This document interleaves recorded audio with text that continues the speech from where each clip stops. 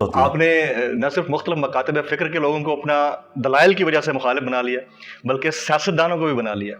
اور حال ہی میں کچھ میں نے آپ کی ویڈیوز دیکھی جس میں آپ نیک اور ایماندار سیاستدانوں میں سے کسی ایک کی تعریف کر رہے تھے, میں نام نہیں لینا چاہوں گا. اس کے بعد آپ کو شدید ہزیمت کا بھی سامنا کرنا پڑا اسٹیٹ لیول کے اوپر, حکومتی سطح کے اوپر. تو کیوں نہیں بولنے دیا جاتا جب آپ کسی کو دیکھتے ہیں کہ وہ ایماندار ہے اور اس کی بات کرنی چاہیے؟ میرا خیال ہے ڈیموکریٹک ویلیوز کو فالو کرنا ضروری ہے, کیونکہ جب ہم نے اپنے ملک کا نام اسلامی جمہوریہ, خان صاحب جی میں سمجھ گیا ہوں, خان صاحب کی بھی میں نے تعریف کی تھی اور سراج الحق صاحب کی بھی کی تھی. ہاں جی, تو میں جس کی بھی پازیٹیو چیز دیکھتا ہوں, میں نے شاید خاقان عباسی کی بھی تعریف کی ہے. میں اس وقت تعریف کرتا تھا خاقان عباسی صاحب کی جب پی ٹی آئی والوں کو برے لگتے تھے. اب تو ان کی باتیں پی ٹی آئی والوں کو بھی اچھی لگنی شروع ہو گئی ہیں, کیونکہ مجھے پتا تھا کہ یہ بندہ دل سے بولتا ہے. اسی طریقے سے نواز جو وہ کھوکر صاحب, مصطفیٰ نواز کھوکر, میں ان کا فین ہوں کہ دلیر آدمی ہے اور جس بات کو صحیح سمجھتا ہے بڑے دلیل کے ساتھ وہ بندہ رکھتا ہے. میرا خیال ہے جب تک ہمارے اندر یہ حوصلہ نہیں ہے نا کہ ہم اپنے مخالفین کی بات کو سن کر دلائل کے ساتھ اپنی اصلاح نہیں کرتے, ہم نے ایک قدم بھی اس ملک کو آگے نہیں لے کے جانا.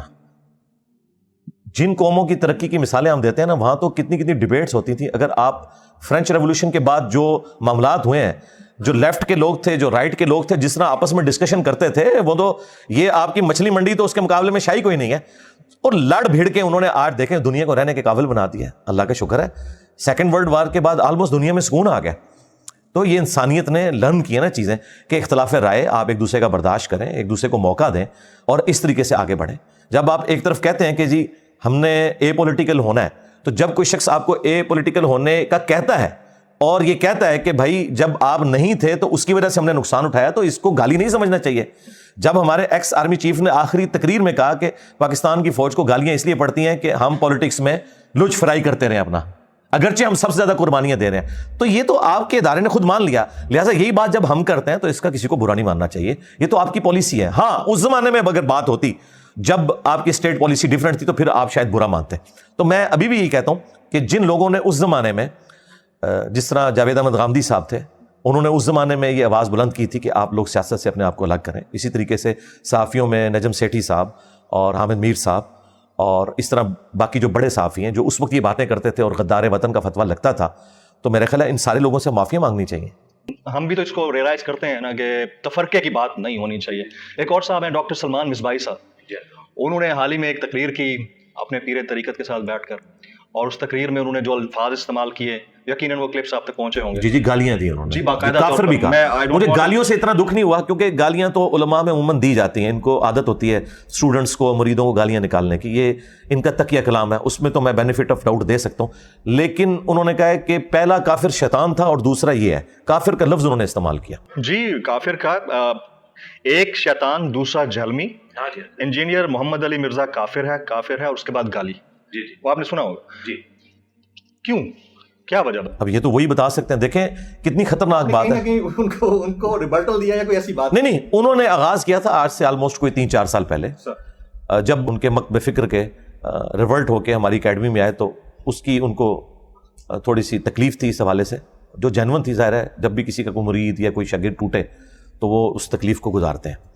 تو اس کی وجہ سے انہوں نے کئی سال پہلے ایک ویڈیو ریکارڈ کروائی تھی کہ یہ کیا ہوا, تیری کتابیں, تیرا کمرہ, تیرا کیمرہ, تیرے لوگ, کبھی بلانا ہمیں بھی تو پھر ہم تمہیں بتائیں گے کہ ہمارے بابے تھے کیا اور لائیو پھر چلائیں گے. تو میں نے اسی وقت ان کو کہا تھا کہ آپ تشریف لے آئیں.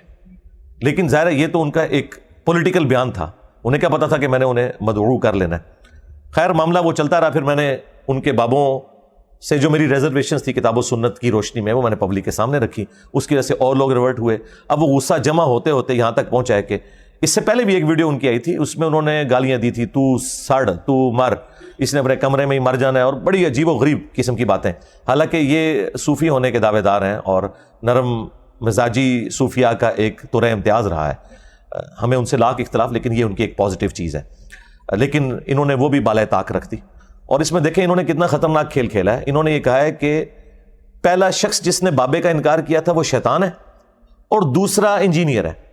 یعنی اس دوران پوری انسانی تاریخ میں جتنے لوگ پیغمبروں کے خلاف کھڑے ہوئے ہیں, فرعون, حامان, شداد, ابو جہل, ان تمام لوگوں کو انہوں نے اپنے کھاتے میں ڈال لیا ہے. مطلب اپنا بزرگ مان لیا نا, ورنہ تو کہتے ہیں کہ یہ ایک لسٹ تھی، ان میں سے تو آخری ہے. انہوں نے کہا پہلا وہ تھا، دوسرا ہی ہے. تو میں نے عرض کی تھی کہ بھائی ہم نے پیغمبر سے کوئی ٹکر نہیں لی ہے، ہم تو پیغمبر کی فیور میں آپ کے بابوں سے ٹکر لے رہے ہیں کہ آپ کے بابوں کی کتابوں کے اندر چشتی رسول اللہ، تھانوی رسول اللہ، اس طرح کی چیزیں ہیں. آپ لوگ مناظروں میں ان چیزوں کا دفاع کرتے ہیں. اپنی کتابوں سے نبی الاسلام کی شان میں جو یہ گستاخیاں ہوئی ہیں، کشف المحجوب میں، تذکرۃ الاولیاء کے اندر، حشد بہشت میں، سبع سنابل میں، یہ آپ نکالیں، ہمارا آپ کا جھگڑا ختم ہو جائے گا. کیونکہ ایک نبی، ایک اللہ، ایک رسول کے ماننے والے ہیں. تو ہمارا تو آپس میں کوئی اختلاف ہو ہی نہیں سکتا. اختلاف شروع ہی وہاں سے ہوتا ہے. اللہ رسول پہ تو کوئی اختلاف نہیں ہے نا. اختلاف وہاں ہوتا ہے جہاں مکاتب فکر کے لوگ اپنا بڑا کسی کو مان لیتے ہیں. تو وہ ان سے میں نے بڑے احترام کے ساتھ ڈسکشن کی تھی ویڈیو کے اندر، لیکن چونکہ ان کو غصہ ہی بہت تھا تو انہوں نے پھر اس طریقے سے نکالا. حالانکہ ہم اس کو لیگلی لے کے چل سکتے ہیں. پاکستان کے قانون میں اگر آپ کسی کو کافر کہہ دیتے ہیں تو یہ انتہائی سینسٹیو مقدمہ اس کے خلاف بنتا ہے. جی. تو وہ میں اپنے اسٹوڈنٹس ان کے پاس بھیج رہا ہوں. ہم نے پورا پلان کیا ہے اور انہیں جا کے وہ کہیں گے آفیشیلی کہ آپ اس کے اوپر معذرت کریں جو آپ نے کافر کہا ہے. کیونکہ ہم تو آپ کو کافر نہیں کہہ رہے نا، صرف علمی اختلاف کر رہے ہیں. تو باقی جو گالیاں ہیں وہ اللہ تعالیٰ خود بدلہ دینے والا ہے. میں گالیوں کو تو میں نے معاف کیا ہوا ہے، پیشگی معاف کیا ہوا ہے. لیکن جو آپ نے کافر کا لفظ بولا ہے اور مجھے شیطان کے ساتھ لا کے کھڑا کر دیا اس حوالے سے، تو اس کے اوپر آپ معذرت کریں ویڈیو میں. اور اگر آپ نہیں کرتے تو ہم اس کے لیے قانونی راستہ اختیار کریں. جی کریں گے. ظاہر ہے ہم نے کوئی نان اسٹیٹ ایکٹر تو نہیں بھرتی کیے ہوئے. آپ کا تصوف کے اوپر بلیف نہیں ہے یا تصوف سے اختلاف ہے؟ ہم صوفیزم کہہ لیں اس کو. دیکھیں، تصوف سے میرا بنیادی اختلاف یہ ہے کہ صوفیزم میں جو زہد والے معاملات ہیں وہ تو بالکل درست ہیں کسی حد تک، کہ آپ نے دنیا کی زندگی میں اللہ تعالیٰ کو رسپانس کرنا ہے اور شیطان کے راستے سے بچ کر پیغمبر کے راستے کو اختیار کرنا ہے. یعنی ڈاکٹرن کی حد تک تو بات درست ہے. دنیا دار آپ نے نہیں بننا، بلکہ دنیا کو اتنا یوز کرنا ہے کہ جو زندگی گزارنے کے لیے سبسسٹنس لیول کے اوپر. اختلاف ہمارا یہ ہے کہ یہ تصوف کے اندر انہوں نے فنا فی الشیخ، اس کے بعد فنا فی الرسول اور پھر فنا فی اللہ، یہ تین انہوں نے ٹرمز ڈیوائز کی ہوئی ہیں کہ پہلے جو آپ کا شیخ ہے نا، جو آپ کو کہہ رہے آنکھیں بند کر کے آپ اس کے پیچھے لگ جائیں، جب وہ آپ کو ڈگری دے دے گا پھر آپ نبی صلی اللہ علیہ وآلہ وسلم کی ذات میں فنا ہوں گے، پھر اللہ میں. لیکن پریکٹیکلی پوری زندگی یہ شیخ میں ہی فنا رہتے ہیں. شیخ کہتا ہے تو یہ اپنے بچے بھی قتل کر دیتے ہیں. شیخ کہتا ہے تو یہ نمازیں بھی چھوڑ کے صرف تسبیح ہاتھ میں پکڑ لیتے ہیں. شیخ ان کو قرآن و سنت کے خلاف چلاتا ہے، یہ آنکھیں بند کر کے چلاتے ہیں. جس کا سب سے بڑا ثبوت یہ ہے کہ اس وقت دنیا میں سب سے بڑا جو تصوف کا سلسلہ ہے وہ سلسلہ جنیدیہ، جو بعد میں کنورٹ ہو گیا تھا سلسلہ قادریہ میں، چونکہ شیخ عبد القادر جیلانی المتوفی 561 ہجری، وہ سلسلہ جنیدیہ میں ایک ڈومیننٹ بزرگ کی حیثیت سے بعد میں آئے، تو انہوں نے اپنے نام کے ساتھ، ان کا نام عبد القادر تھا، تو ایک قادری سلسلہ.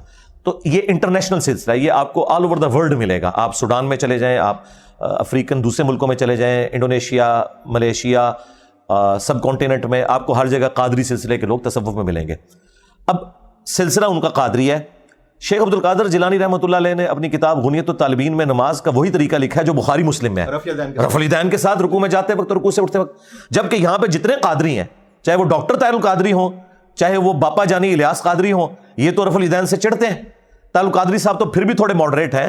باقی جو ان کے سٹانچ قسم کے جتنے قادری ہیں وہ سارے کے سارے کہتے ہیں یہ تو مکھیاں مارنا ہے، یہ تو بغلوں میں بت رکھ کے آتے تھے تو رفع الیدین ہوتا تھا.